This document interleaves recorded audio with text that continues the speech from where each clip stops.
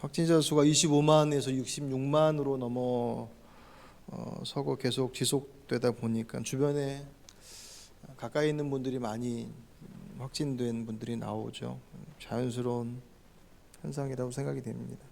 우리 가족들 중에서도 엄태영 집사님 가정이 다 지금 다 확진이 되셔서 오늘 예배 못 오시고, 아마 온라인으로 지금 들으시는 분들도 조금 그런 상황이신 것 같습니다. 잘 이겨 나가는, 여태까지 잘했다가 이게 다 앞에서 한 거 다 망한 거 아니냐라고 얘기하는 분도 있지만 그렇지 않죠. 앞에서 지켜낸 생명이 얼마나 많은데요, 그죠? 지금 가볍다고 어떤 분들에겐 여전히 위협적인 질병이긴 하지만 그래도 많이 가벼워져서 이제 이 고비를 넘어서면 일상으로 돌아가는 시간들이 이제 다가오고 있는데, 그 앞에 우리가 지켜왔었던 여러 가지 그 몸부림들이 많은 생명들을 사실 건져낸 그런 수고들이지 않습니까? 결코 헛되게 괜히 힘썼다, 최고로 많이 확진이 되는 만에 그런 얘기들은 사실은 별 의미 없어 보입니다. 그런 상황 속에서도 대통령 선거 그제부터 사전투표가 시작이 되는데 그 열기가 아주 뜨겁죠. 여러분도 뉴스 보셔서 아시겠죠. 최고의 그 투표율을 보였고, 여러분도 하신 분도 계시겠죠. 저도 어제 저희 아내하고 같이 가서 투표를 하고 왔는데 진짜 이 시기가 정말 중요한 시기인 것을 모두가 다 공감하고 있구나라는 생각이 들었어요. 이제 대통령 선거라고 하는 그 하나의, 물론 그것이 그냥 하나의 사건으로 끝나지 않죠. 그것이 이제 우리 국가의 미래에 대한 부분들과 직결되어 있다라는 것을 다 알고 있기 때문에, 그리고 코로나로 인하여서 바뀌어진 이 이제 시대의 흐름들을 어떻게 그런 어떤 큰 의미 속에서의 그런 문제들, 그리고 또 그것과는 별개로 또 개인이 안고 있는 인생의 문제들도 있잖아요. 그런 어떤 복잡한 모습들 속에서도 진짜 이 때가 중요한 때이구나라고 하는 것에 대한 모두가 다 공감하고 있죠. 가까운 예로 누가 대통령이 되느냐, 이 사람이 꼭 돼야지 우리나라가 그래도 앞으로 위기들을 또 더 나은 나라로 이끌어갈 수 있지 않겠는가라고 얘기하는 분도 있고, 이 사람은 절대로 안 돼. 그래서 나는 투표에서 이 사람이 안 돼야 되니 그 반대편에 있는 사람을 뽑아야 돼라고 하는 그런 의미 속에서 투표를 하시는 분이 있든, 어쨌든 이 상황 속에서의 그 엄중함과 또 그 엄중함이 위기를 넘어서 기회가 되어지기를 기대하는 마음으로 그 자리에 임한다고 생각이 됩니다. 늘 이제 그런 상황이 될 때마다 그런 마음이 들어요. 그리스도인들은 어떤 마음이어야 될까? 그러니까 우리가 대한민국 국민이잖아요. 그러니까 이 땅의 국민으로서 이 나라가 잘 살아야지 우리도 잘 사니까 이제 그것을 위해서 마음을 모아드리고 하는 그 모습이야 다 같은 마음들인데, 그 속에서 우리의 정체성은 대한민국 국민이라고 하는 정체성보다 더 본질적으로 하나님의 나라 백성인데, 그럼 이 시대의 이 상황 속에서 혹은 우리들의 가정에 맞닥뜨려지는 문제 속에서 하나님의 백성으로서는 어떤 선택을 해야 되나? 이 갈등과 차별과 혐오 여러 가지 그 상황들이 노출되어져 있는 이 시대들 속에서 그리스도인으로서 어떤 관계를 가져야 되나? 그런 것에 대한 고민들이 사실은 있어야 하는 것이 우리에게 이 땅에 구원받은 백성들이 이 땅에 여전히 숨쉬며 살아가게끔 삶의 시간들을 허락하신 중요한 이유 중에 하나이죠. 그죠?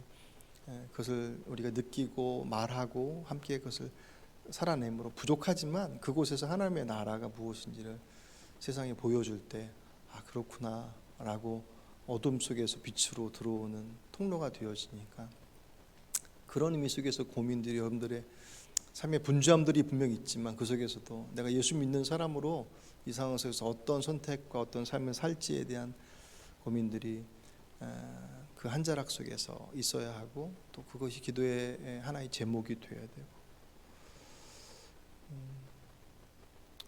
그것이 우리를 부르심의 모습이라고 생각이 됩니다. 오늘 예수님께서 주신 이 마태복음 6장 말씀은 산상수훈의 말씀 중에 하나예요. 제자들에게 주신 말씀이에요. 여전히 그들이 누구냐라고 하는 정체성에 대한 부분들을 말씀하시기도 하고 대표적인 것이 너희는 세상에 빛이고 소금이야. 어떤 존재인지 알지라고 하는 것으로 그 세상 속에서 어떤 존재로 살아야 할지에 대한 정체성을 말씀하시고 구체적으로 이제 삶의 문제들 좀 뭐 비판하지 마라, 뭐 사랑하라, 또 뭐 간음하지 말라, 맹세하지 말라, 뭐 여러 가지 그 좀 지엽적인 주제들을 말씀하시면서 이 땅에 속한 사람들이지만 이 땅 위에 하나님의 백성으로서 어떻게 살아야 될지에 대한 말씀들이 마음이 가난한 자는 복이 있나니라고 하는 그 5복으로부터 시작해서 8복으로부터 시작해서 5장, 6장, 7장에 쭉 나열이 되어 있습니다. 그 중에서 오늘 본문의 말씀은 늘 성경을 볼 때마다 그런 생각이 들어요. 성경이 뭐 늘 바뀌어지는 건 아니잖아요. 같은 말씀이 보여지는데도 불구하고 볼 때에 특별하게 더 다가오는 말씀들인데 오늘 더욱더 이 25절의 말씀이 더 눈에 많이 들어와요. 무엇을 너에게 이르니 목숨을 위하여 무엇을 먹을까, 무엇을 마실까, 몸을 위하여 무엇을 입을까 염려하지 말라라. 목숨이 음식보다 중하지 아니하며 몸이 의복보다 중하지 아니하냐. 뭐 익히 잘 알고 있는 말씀이에요. 이 말씀 예수님께서 그들에게 전하실 때 그 전하시는 대상이 제자들이라고 했잖아요. 그냥 지극히 평범한 이스라엘의 백성들 중에 하나였단 말이죠. 그들의 신분이나 뭐 학력이나 여러 가지 것들이 지극히 평범한 로마의 나라를 빼앗기고 그들의 정치적, 경제적 그 모든 자유가 다 사실은 억압 통제되고 있던 상황 속에서 경제적으로 거의 한 80%가 극빈의 삶이었다고 그래요. 그들에게 있어서 무엇을 먹을까, 무엇을 입을까, 무엇을 마실까 염려하지 말라는 말씀은 내일 메뉴를 뭘 정할까, 내일은 어떤 옷을 입고 나갈까라고 하는 의미 속에서의 사치하지 말아라, 그런 의미, 원래 주신 말씀은 그런 의미도 아니겠지만 그런 의미 속에서 사치가 아닌 그들에게 있는 생존의 문제 앞에 서 있는 그들에게 주신 말씀으로 볼 때 이 말씀의 무게는 대단히 커요. 좀 여유가 있는데 여유 있음 속에서 뭘 해야 되지라고 하는 고민을 가지고 있는 사람들에게 주어진 말씀이라고 생각한다면 그냥 그 무게가 그 정도이겠지만 그래 맞아, 내가 가지고 있는 게 내 것 같지만 내 게 아니라 하나님께 주신 거야, 그러니까 잘 써야지, 그 정도의 모습들로서 적용할 수 있겠지만 내일 진짜 뭘 먹어야 될지에 대한 것이 메뉴의 문제가 아니라 생존의 문제인 사람들에게 당장 곳간이 비어서 뭐 어떻게 해야 되지라고 하는 것에 온 정신이 팔려있는 그들에게 무엇을 먹을까, 무엇을 마실까, 무엇을 입을까 걱정하지 말아라. 자칫 잘못 들으면 예수님께서 저 사람들의 상태를 몰라서 그러시는 걸까? 둘 중에 하나겠죠. 그런데 모르실 리 없죠. 모르지 않으시죠. 너무나도 잘 아시기 때문에 예수께서 오셔서 제일 먼저 하셨던 것이 그 가난하고 병들고 소외되고 아파 있는 이들과 늘 함께 하셨잖아요. 그들 위로해 주시고 치료해 주시고 그들과 동행해 주셨던 모습들을 성경은 처음부터 그렇게 보여주셨습니다.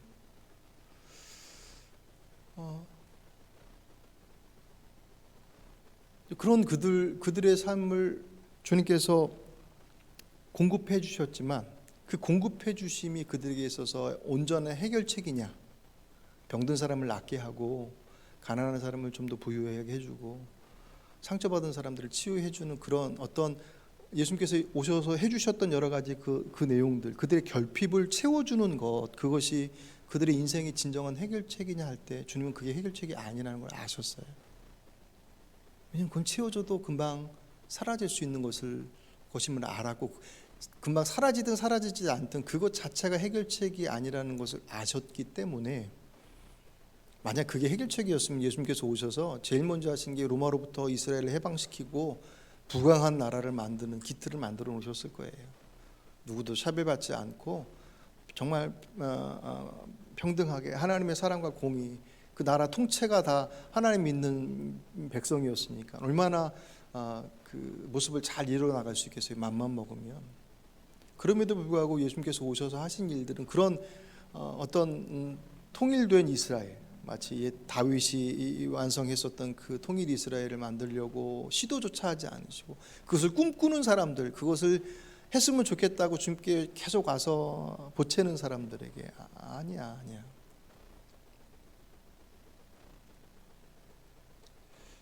그리고 그들의 현재의 모습이 당장 어떻게 개선되지 않을 것도 아셨어요.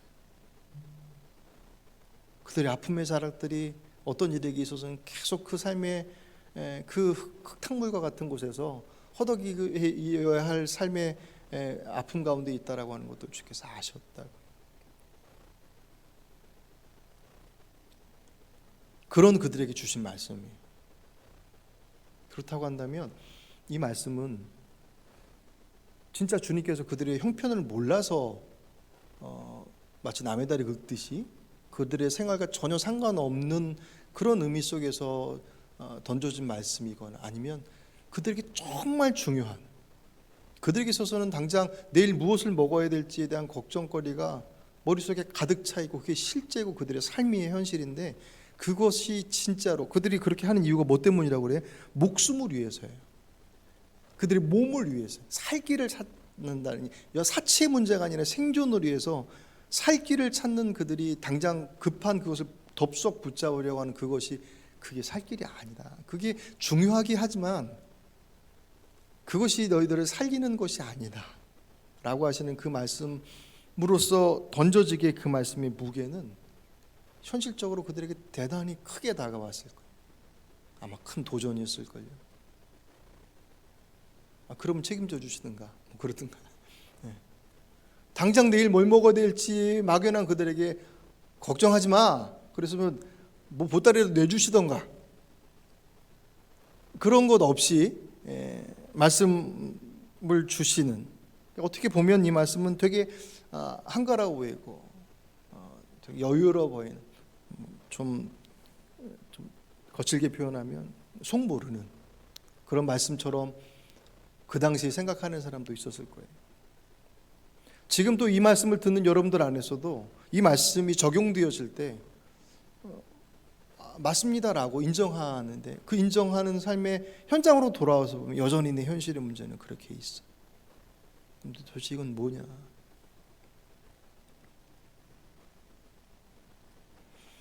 주님께서 이 말씀을 주신 것은 그들의 삶의 그 공고함 속에서 매몰되지 않고, 그들의 현실의 문제니까 그 현실의 문제에 부족한 것들을 채워주는 것이 답이 아닌, 하지만 그들이 그것을 벗어나야 되고 그것에 빠져 있지 않고 그들의 인생의 진정 몸을 위한, 그들의 생명을 위한 것이 무엇인지에 대한 것들을 그들 앞에 분명하게 말씀해 주셔야 했기 때문에 이 말씀이 그들에게 있어서 말 그대로 생명과 같은 말씀이 되어지는, 어쩌면 그들은 그 현장 속에서 그 말씀의 의미가 정확히 무엇인지 몰랐을 거예요. 그렇게까지 중요한 것인가? 결론적으로 오늘 33절 말씀 보시면, 그런즉 너희는 먼저 그의 나라와 그의 의를 구하라. 그리하면 모든 것을 너에게 더하시리라. 과연 이 33절의 말씀이 당장 내일 무엇을 먹어야 될지, 어떻게 살아야 될지 막연한 사람들에게 생명의 말씀으로 다가오겠냐 할 때, 아마 처음 그 말씀을 받았을 때 제자들은 무슨 의미인지 잘 몰랐을 거예요.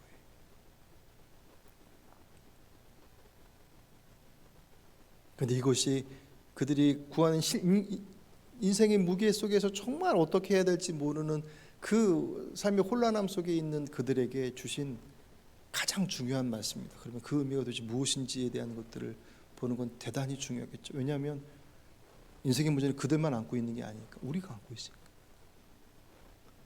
내가 지금 걱정하고 있고 염려하고, 그것이 뭐 거국적으로 나라를 위해서 뭐 우크라이나의 뭐 전쟁과 또 지금 사회 곳곳에서 번져 있는 여러 가지 그 갈등의 문제들, 그 수많은 문제들에 대한 것들도 나와 한 발짝 떨어져 있지만 마음 한편에서는 편치 않고 해결돼야 될 텐데 라고 하는 그런 걱정을 가지고 염려들을 가지고 바라보고 있는데, 그거는 한 발짝 떨어졌다고 치더라도 당장 내 집으로 돌아가면 지금 내 안에 안고 있는 그 문제, 그건 어떻게 라고 하는 그 물음을 당장 안고 있는데, 그럼 그 답 앞에, 그 문제 앞에 주님께서 뭐라고 주시냐? 먼저 그의 나라와 그의 의를 구하라.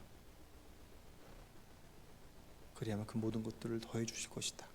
도대체 그 의미가 도대체 뭐냐라고 하는 것을 아는 것은 배고픈 그들에게 주신 말씀인 것만큼이나 오늘 우리들의 삶의 문제 앞에 봉착해 있는 우리들에게도 동일하게 적용되어진 말씀이겠죠.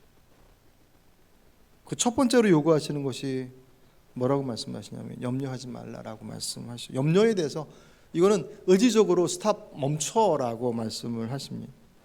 오늘 27절, 너희 중에 누가 염려함으로 그 키를 한 자라도 더할 수 있겠느냐. 염려하지 마라. 키를 한 자 걱정한다고 키가 좀 더 자랄 수 있겠느냐. 이 키라고 하는 단어가 생명이라고 하는 단어로 해석되기도 해요. 염려하는 것을, 걱정하는 것을 네 생명을 조금이라도 더 늘릴 수 있겠느냐. 못한다. 왜요? 첫 번째는 아무 도움이 되지 않기 때문에. 염려라고 하는 것 자체가 그것을 풀어가는 데 있어서 해결책이 될 수 있느냐? 아무 쓸데가 없다라고 하는 것. 다 알죠 뭐. 염려가 쓸데없다는 거 모르는 사람이 어디 있겠습니까? 염려가 되니까 문제지. 그렇다고 아무 생각하지 말라는 것은 아닙니다. 이 생각과 염려는, 물론 생각이라는 큰 틀 안에 염려도 들어가겠지만 건강한 생각과 염려는 분명히 달라요. 염려라는 단어가 헬라어로 두 개가 단어가 조합이 되어 있는데, 나누다라는 단어와 마음이라는 단어, 이 두 가지가 조합이 된 단어예요. 그러니까 풀어내면 마음이 나뉘어진다는 거예요.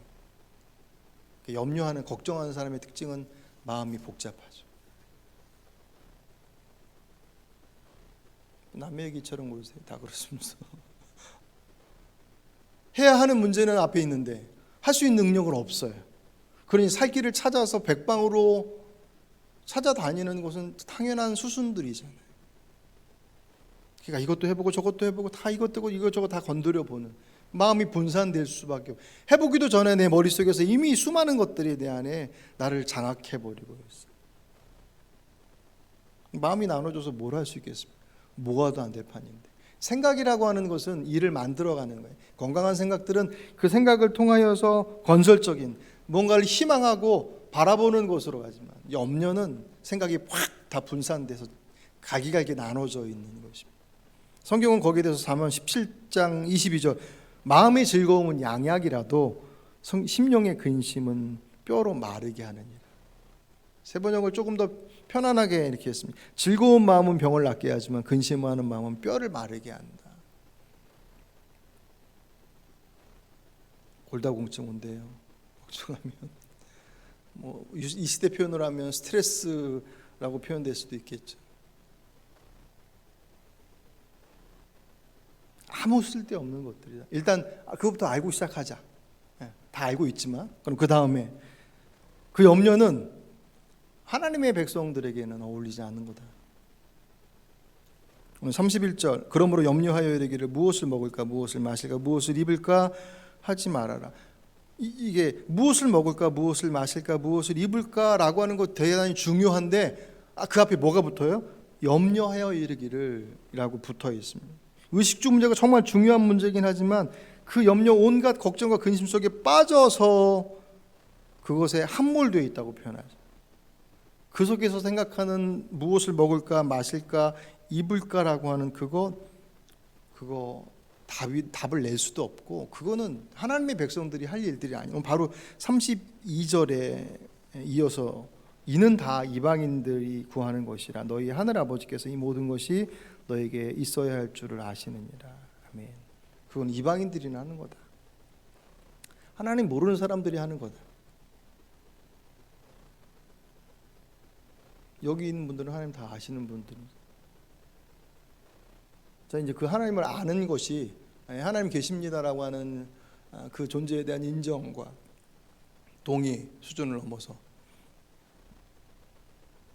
그분과 나와 어떤 관계에 있느냐라고 하는 것을 들어가는 것도 이제 중요하겠죠. 어쨌든 이방인들에게 있어서 염려하는 것은 그건 그럴 수밖에 없어요. 살 길을 찾아야 되는데 살 길을 찾아서 쌓아놓은 것이 재물이 됐던 무슨 뭐 인간적 관계가 됐다 무엇이든 쌓아놨어요. 일단 쌓아놔서 쌓아놓는 이유는 대비하는 거잖아요. 근데 대비한다고 쌓아놨는데 소용이 없다라는 것을 인생을 살면 살수록 알아요. 내가 아무리 쌓아놔도 한순간에 날아가는 것은 말 그대로 한순간이더란 말이에요. 아니 다 쌓여 있더라도 그 쌓여 있는 것 앞에 내 건강이 한번 무너져 버리면 그 아무리 많이 쌓아놓은 것들 아무 소용 없잖아요. 그 절망의 자리가 우리 제 주중에 그 미스바 기도회 하면서 그 지난주 돌아가신 이어령 교수 얘기하면서 그 말씀 나눴었죠. 그 절망의 자리가 인생의 허무함을 뼛속 깊이 조금 부족해져서 이거 어떡하지라고 하는 그 정도의 문제가 아니라 그것을 위해서 살았는데 가서 보니 그게 아무것도 아니더라는. 여전히 사람들은 그게 중요하다고 얘기하고 그거 없어서 문제고 당신은 그거 있으니까는 있어봐서 그런 얘기하는 거지 나도 있으면 그렇지 않을 거라고 얘기하는 그것을 손에 가득 쥐고 있음에도 불구하고 그게 인생의 전부가 아니구나라고 하는 것을 알게 되는 그 깊은 허무의 자리, 그 자리가 사실 주님을 만나는 이제 자리가 되어지죠. 그래서 이 위기가 위기로서가 아니라 그 위기의 자리가 기회의 자리가 될 수 있는 가장 중요한 이유이기도 합니다. 배부르면 잘 안 돌아보거든요. 무엇을 먹을까 입을까의 문제, 그것을 염려하고 그것 때문에 방황하고 그것 때문에 백방으로 뛰는 것들은 이방인들의 모습들이다. 하나님을 아버지로 둔 너희 하늘 아버지께서 이 모든 것이 너희에게 있어야 할 줄을 아시느냐.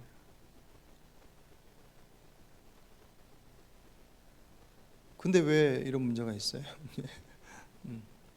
알면 해결해 주셔야지. 그것에 대한 답을 주시는 거죠. 그 다음에 염려하지 말고 염려는 일단 스탑. 아무런 도움이 되지 않는 것. 그리고 그것은 하나님의 백성들한테 어울린다라는 표현이 그건 해서는 안 될 것들이다. 그건 아버지 없는 그 세상의 이방인들이 하는 것들이다. 아버지 있는 너희들은 그것이 할 것들이 아니라 그렇게 하고 나서 그 다음에 무엇을 요구하십니까? 하나님을 신뢰하는. 염려하지 말고 그 다음은 하나님을 신뢰하는 것이다. 그것을 이제 두 가지 예로 들죠. 하늘에 나는 새를 봐라. 먹이시지 않느냐. 땅에 들에 백합화를 봐라. 하나님께서 입히지 않으시냐.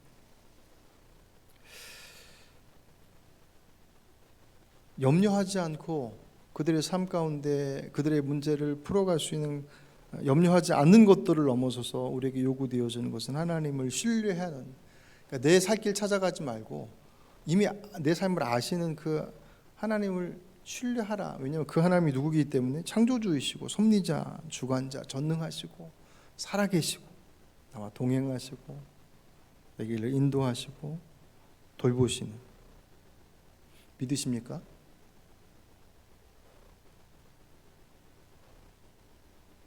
이걸 아예 믿지 않는 게 아니죠. 문제는 믿고 있는데 그 믿음의 모습들이 충족하지 못하는 거예요. 그러니까 어린아이 같지 않으면 하나님 나라에 갈 수 없다고 예수님께서 말씀하셨던 것들이 어린아이에게 있어서 어린아이가 천진난만하기 때문에 하나님 나라 가는 건 절대로 아니에요. 아까 일부 예배 때 교사들 예배 드리는 하랑이가 왔어요. 내버려 두라고 그랬어요. 아무도 건들지 말고 내버려 두라고. 저 이제 그거 보니까는 우리 복음서 말씀에도 그거 있잖아요. 예수님께서 말씀 전하실 때 아이들이 예수님께 막 오니까는 제자들이 막 말렸다고요. 그 아이들이 예수님께 왔다는 게 예수님 말씀 들으려고 왔겠어요? 하랑이처럼 막 왔다 갔다 하고 와서 나중에 막 들어오면 막 끌려 나갔어요 밖으로. 어린아이의 천진난만함이 아닌, 어린아이는 부모 없이는 아무것도 할 수 없어요. 그걸 의심하느냐 할 때 절대로 의심한다라고 하는 것 자체가 없죠. 근데 의심하게 되는 데부터 불안하죠. 두렵죠. 아이와 같은 마음을 갖지 않고서 그 하나님께서 나를 책임져 주실 거야 라고 하는 그 마음, 그것이 처음 내 생명의 출발, 내 삶의 주인 되신다라고 하는 그 분명한 고백들이 없다고 한다면 하나님 나라에 갈 수 없다. 그것이 얼마나 완성도 있게 깊게 온전하게 될 거냐라고 하는 것은 이제 신앙의 여정도 속에서 차곡차곡 채워져 가는 거죠. 그게 없어버리면 염려 속에 빠지지 않을 수가 없죠. 당연하게도 살 길을 찾아야 되는데 하나님을 모르면 하나님이 아닌 다른 곳에서 살 길을 찾을 수밖에 없는 것은 자연스러운 것입니다. 하나님을 믿지 않는 것이 아니라 그 믿음의 내용들이 충분하게 충족되지 않기 때문에 그것에 대해서 그 부족함들 속에 허덕이지 말고 맡겨라. 그분이 전능하시고 배워서 알고 있는 그 내용들이 있다고 한다면 그것을 신뢰하고 붙잡아라. 처음부터 하나님에 대해서 완벽하게 알고 신앙을 시작한 사람은 아무도 없어요. 있을 수가 없죠. 첫 발부터 발을 내디딜 때 그 발 내디딤이 흔쾌할 수도 있고 흔쾌하지 않고 어쩔 수 없을 수도 있어요. 제가 이어른 교수 간증을 제가 들으면서 참 공감 갔던 부분이 그거예요. 일반적으로 간증을 보면 정말 기가 막힌 드라마 같은 일들이 사실은 고백되거든요. 그게 뭐 가짜가 아니라 과장됐다는 게 아니라 진짜 그렇단 말이에요. 정말 죽었다가 살아나기도 하고 거의 뭐 그냥 인생 포기의 자락 속에 갔다가 완전히 돌아오고 하는 그런 모습들이 보여지는데 그분의 간증의 내용들 속에서 나타나는 것들은 전혀 극적인 모습이 보이지 않아요. 그러니까 겉으로 볼 땐 되게 극적인 모습들이 보여져요. 딸의 실명을 놓고 기도했는데 하나님께서 이제 들어주시고 그래서 그것이 계기가 돼서 신앙의 자리로 들어왔다. 그게 밖에서 보는 그의 회심에 대한 이해인데 그분이 자신을 정직하게 얘기하기를 나는 여전히 그때도 문지방이 있었던 사람이었다 그래요. 딸 때문에 하나님을 믿겠다고 고쳐주시면 제게 주신 재능 이제 하나님께 쓰겠다고 약속은 했는데 그게 흔쾌한 게 아니었다는 거예요. 저는 그게 훨씬 더 정직하고 우리들 안에 실질적인 안에서의 모습들을 표현하는 것이라고 봐요. 모두가 다 뭔가 그 자리를 넘어서면 흔쾌하게 확 해결되어진 그 무언가가 나를 사로잡아서 막 끌고 갈 것처럼 생각해. 그 많은 간증들이 그런 모습으로 표현되어져 있기 때문에 그런 부분도 있지만 더 많은 경우들은 그 안에서의 갈등의 내용들이 여전히 찜찜하게 남겨져 있어요. 그것들이 한 발짝 속에서 견고해져 가는. 하지만 여러분 그것은 결코 죽었다 깨어나는 이적을 경험하는 것과 한 발짝 한 발짝 가는 것에 그 무게는 어떤 게 더 가치 있겠느냐 할 때 그 가치는 기적이냐 아니냐는 별 의미가 없어요. 그분을 만나는 게 중요하지 버스를 타고 가서 만나느냐 자전거 타러 가서 만나느냐 걸어가서 만나느냐라고 하는 것은 의미가 없어요. 우리가 볼 때 되게 좋은 차 타고 왔네 걸어왔네 라고 하는 것일 뿐이지 중요한 것은 걸어왔냐 뛰어왔냐 차 타고 왔냐가 아니라 그분을 만나느냐가 중요한 것이니까 그 길을 한 발을 떼놓고 봤을 때 그 일상의 삶 속에서 그 하나님의 모습들이 알아진 전능하신다고 그랬는데 그 머릿속에 있었던 전능하심이 이런 거였구나 라고 하는 것을 알아가는 것이 신앙의 여정들. 그분을 신뢰할 때 베드로전서 5장 7절 너희 염려를 다 주께 맡겨버려라. 공중의 새와 들의 꽃을 보라. 하나님께서 창조하신 그분께서 다 책임져 주시지 않느냐. 너희는 그것들보다 훨씬 더 존귀한 존재이지 않느냐. 이 믿음이 적은 자들아. 믿음이 없다고 그래도 얘기 안 하시고 믿음이 적은 자들. 그게 사실 정확한 표현이죠. 하나님 믿는데 내 안에서 그분을 믿는 신뢰의 모습들이 아직 작아요. 뭐 이걸 퍼센테로 얘기할 수 없지만 100 중에서 한 70을 하나님 믿어요. 또 많이 믿는 걸 거예요. 나머지 30이 있을 거 아니에요. 결국 그 30의 자리는 내가 뭔가를 계속 사부작 뭔가를 하려고 하는 그 공간들이 돼버리더라는 거죠. 주님을 알아가는 것은 그 자리가 채워져 가는 거죠. 성령의 충만함이라고 하는 것 마찬가지로 그 자리가 채워져 가는 과정들일 것입니다.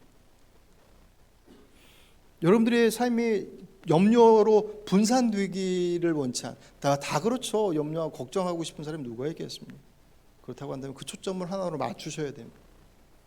세상은 몰라서 그 길을 찾아 헤맬 수밖에 없지만 이미 성경을 통해서 그 길이 제시가 되어 있습니다. 그분은 신뢰하라. 내 아버지께서 내 길을 이미 알고 계신다. 그 말씀을 받아들여서 그 말씀 앞에 설 때 초점을 맞출 때 분산되지 않을 수 있어요. 그리고 무엇보다도 여러분 걱정에 대한 얘기를 하면 항상 그렇잖아요. 누가 걱정하고 싶지 않아서 걱정하고 싶어서 걱정하는 사람이 어디 있어요? 걱정하기 싫죠. 걱정거리가 있으면 걱정하고 있으면 잠도 안 오고 아까 자문 말씀에 뼈도 삭고 하니까 걱정하지 말아야지. 걱정하지 말아야 되지라는 결단, 염려하지 말아야지라고 하는 결단 자세는 되게 중요해요. 예수님께서 걱정하지 마, 염려하지 마라고 말씀하시잖아요. 근데 염려하지 마라고 해서 그 말씀을 염려하지 않는 것을 결단한 것으로 내 삶이 염려가 사라지느냐 할 때 해보셔서 아시잖아요. 안 사라져요. 왜냐하면 그 자세가 우리를 만들어주는, 저절로 만들어주는 게 아니에요. 제가 자주 표현하는 것처럼 어두움은 빛이 와야지 없어져요. 염려로부터 해방될 수 있는 길은 염려하지 않아야지 결단하고 다짐하고 내 안에서 훈련해서 염려를 끄집어내는 것으로 절대로 빠져나가지 않아요. 빛이 들어와야지 없어져요. 빛이 들어오지 않으면 나는 염려하지 않아라고 마취하고 최면하고 막 그렇게 해서 염려가 없는 것처럼 혹시 착각할지 모르겠지만 어느새 나도 모르게 걱정하고 있는 나를 발견하게 돼. 왜? 빛이 들어오지 않았는데 나는 여전히 어둠 속에 있는데 그것을 어떻게 벗어나시겠습니까? 하나님을 신뢰하라 라고 하는 그것은 우리에게 있어서 이제 어둠의 자리에서 빛으로 나와라. 성경이 그것에 대해서 구체적으로 말씀하고 있죠. 그 어둠에서 나오지 않으면 어둠이 나를 여전히 붙잡고 있습니다. 염려가 여러분의 삶의 주체자가 된다고 걱정 속에서 선택하는 결정들이 악수가 될 수밖에 없는 이유들이 하나님이 주인 되셔서 선택하는 결정들이 아닌 염려가 내 삶의 생각을 장악했어요. 염려가 내 안에서 내 삶의 패턴들을 붙들어 맸어요. 집에 다 틀어박혀져 있고 막 온갖 생각이 이렇게 막 다 뒤싸여져 버렸습니다. 터져야 될 문제들을 막아야 되는데 막지도 못하고 막 여러 가지 것들이 혼잡되어 있는 그 염려에 장악된 속에서 선택하는 그 선택이 과연 내 삶을 생명의 길로 이끌어가는 선택일 수 있겠느냐 할 때 절대로 그럴 수 없죠. 빛이 들어와야 돼. 염려를 맞아. 염려는 내게 맞는 게 아니야. 내게 어울리지도 않는 것이고 합당하지 않아 라고 하는 것으로부터 그분을 신뢰하는 그것, 그 신뢰함의 모습들이 내 안에 어떻게 구체적으로 될 것이냐라고 하는 것이 33절의 그 답이 그 내용들이에요. 먼저 그의 나라와 그의 의를 구하라. 하늘의 새를 봐라. 저 들의 꽃을 봐라. 그럼 저절로 다 하나님께서 먹이고 입히시지 않느냐라고 말씀하시지만 그것이 새들이 그냥 둥지에 가만히 있는다고 하나님께서 그 새들을 먹이시고 그게 아니잖아요. 새는 끊임없이 날아다니잖아요. 먹을 길 찾아 날아다니죠. 들꽃도 밑에 뿌리 내리면서 영양분을 찾던 물을 찾던 하겠죠. 그럼 걔네들이 열심히 해서 찾아 먹고 자란 거 아니냐. 이제 대뜸 그럴 수 있겠지만 그렇지 않아요. 열심히 찾아다닌다고 해서 다 찾느냐. 열심히 뿌리를 내린다고 해서 다 구하느냐. 그 주도권은 누구에게 있냐면 그분 앞에 있죠. 그죠? 제가 늘 우리가 예배 시작할 때마다 제가 127편, 시편 127편을 주구장창 예배를 시작하며 여러분들한테 선포하듯이 그 말씀을 이렇게 아뢰는 것은 그 127편의 고백이 딱 그 내용이에요. 이른 아침부터 늦은 밤까지 수고하고 애써봐. 그 수고와 애씀이 소용이 없거나 필요 없거나 가치 없다라는 게 아니라 그거 아무리 해도 그것의 주도권이 그것을 했기 때문에 되고 안 되고 문제가 아니라 그것의 주도권은 하나님 앞에 있음에 대한 것을 인정할 때 그때 그 수고가 의미를 갖게 될 것이다. 먼저 먼저 그의 나라와 그의 의를 구하라. 하나님께서 다 아셔서 책임져 주셔. 근데 그분을 신뢰하고 책임져 주심에 대해서 내가 받아들였을 때 그럼 내가 무엇을 해야 되느냐? 먼저 그의 나라를 구하라. 그 나라를 구한다는 의미는 하나님의 통치, 하나님의 주권을 인정하라는. 지금 네가 뭘 하려고 하는지 알겠지만 그거는 네가 주도할 수 될 수 있는 것이 아니라 그 주도권은 내가 가지고 있어. 내가 주인이야. 그것을 잊어버리지 말라는 거예요. 지금 염려의 문제들 앞에 있는데 대통령이 누가 될 건데, 누가 대통령이 되면 천국이 되고 누가 대통령이 되면 지옥이 될 거예요. 우리가 지나온 역사들 속에서 수많은 지도자들을 경험해 왔지 않습니까? 물론 조금 더 천국에 가깝고 조금 더 어려운 상황에 갈지에 대한 염려들은 분명히 있죠. 하지만 누가 대통령이 됐느냐라고 하는 것이 이 민족의 미래를 결판짓는 주도권이 아니에요. 그렇지 않아요. 하지만 우리 안에서의 소망과 기대는 이 민족이 하나님의 나라를 창출해내는 그런 선한 도구가 되기에 합당한 민족 지도자가 되기 위해서 기도하고 노력하는 것이죠. 그 주도권이 하나님 앞에 있음에 대한 것들을 인정하는 것. 여전히 염려할 것들이 문제가 있어요. 문제거리가 있어요. 하지만 그 문제거리들 속에서 여전히 그것을 찾아 헤매는 나의 방식에 답이 있는 게 아니라 그분의 주권에 있어요. 그걸 잊지 말라는. 그리고 나서 그 다음에 무엇을 바라보라고요? 그의 의를, 그분의 뜻을, 그분의 길을 걸어가는. 이 땅에 하나님께서 주인 되시고 그분께서 운행해 가시는 방식들이 있어. 그 길을 그것이 그냥 이 큰 이 전 지구를 인류를 움직여 나가시는 큰 어떤 흐름. 우리는 그 흐름 안에 우리가 다 들어가 있습니다. 당장 당면해 있는 그 문제 앞에, 그것이 여러분의 자녀의 문제가 됐던 아니면 여러분의 경제 문제가 됐던 어떤 문제가 됐든 그 문제 앞에 그 주권이 그분 앞에 있음에 대한 것들을 분명하게 확인해내라는 거예요. 먼저, 제일 먼저 네가 걱정해서 될 문제가 아니라는 거예요. 네 걱정으로 키를 한 자라도 더 할 수 있느냐, 생명을 한 자라도 늘릴 수 있느냐, 아무것도 할 수 없다라는 거예요. 그것은 뼈만 사귀는 것들이, 하나님의 자녀와 어울리지 않는 것들이다.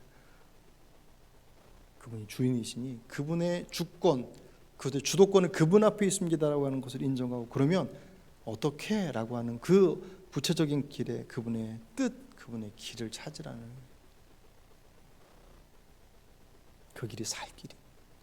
예수님께서 그 길이 좁고 협착하여 찾는 사람들이 작을 것이다라고 그 모습에 대해서 표현해 주셨습니다. 녹록지 않을 거예요. 하지만 그 길이 생명의 길. 드넓고 많은 사람 간다고 해서 죽을 길, 그 길 쫓아가겠습니까? 누가 그 길이 죽을 길인지 알고 쫓아가겠습니까? 많은 사람들이 흥겨워하면서 다 옳다 하니까 그 길이 맞나 보다라고 해서 그렇게 해서 가는 것이지, 그 길이 죽을 낭떠러지라고 하는 곳으로 안다면 누가 그 길을 가겠어요? 아무도 가지 않죠. 좁지만 힘들지만 이쪽으로 가야지 살 길이 보여라고 하면 다 그 길로 가죠. 누가 편하다고 그 넓은 길로, 죽음의 길로 뛰어들 사람이 누가 있겠습니까? 아무도 없습니다. 그 길 내가 선택하지 말라는 거예요. 내 경험과 내 지식과 사람들의 말들 속에서 결정되어진 그 길로 찾아가는 그것, 그 방식들, 그거 생명의 길이 아니다. 주님께서 그 말씀하시면서 뭐라고 그러세요?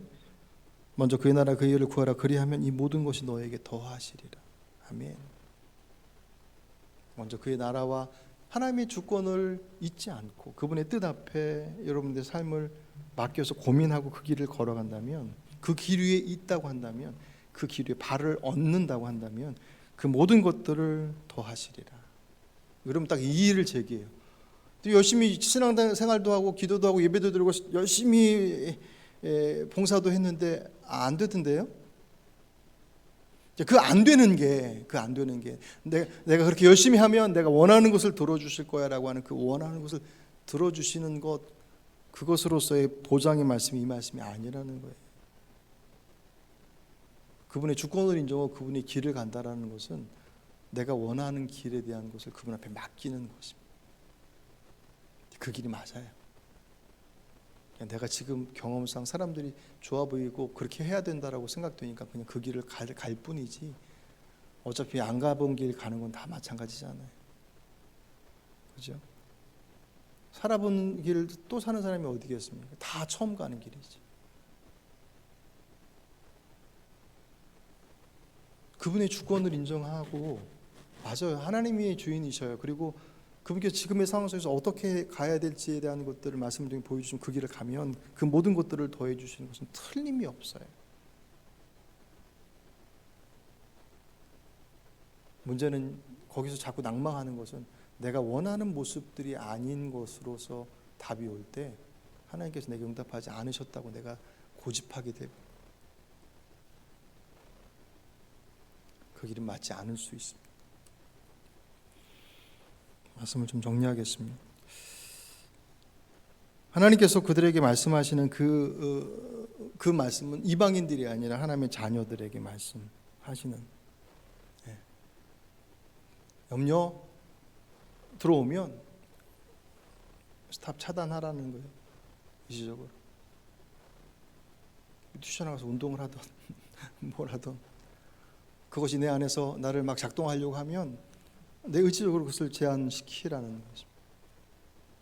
그리고 제한하는 것을 끝나지 않고 그 안에 다시금 다짐하고 확인해야 될 것은 내가 살아오면서 배워왔고 고백했었던 그 하나님의 주되심. 그게 그래서 그 신앙의 가장 기본적인 부분들에 대한 것들이 고백되지 않으면 자꾸 허덕이는 거예요.